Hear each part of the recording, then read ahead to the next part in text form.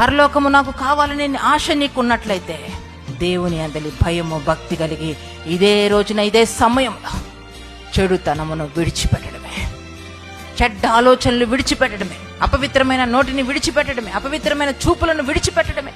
నీ హృదయంలో ఏ రీతిగానూ అపవిత్రత చేరడానికి వీల్లేదు. చాలామంది జీవితాల్లో అంత్య దినాల్లో అపాయకరమైన రోజుల్లోకి వచ్చినప్పుడు విపరీతమైన ఆలోచనల్లో పట్టబడుతూ ఉన్నారు. ఇంతకు ముందు లేనటువంటి రీతిగా మునుపటి దినాల్లో ఎంతో చక్కగా ఆత్మీకంగా ముందుకు వెళ్తున్నావు. మునుపటి దినాల్లో చక్కగానే నువ్వు ఆరాధించే వ్యక్తివి. మునుపటి దినాల్లో దేవునికి ఇష్టునిగానే జీవించిన జీవితం నీలో ఉంది.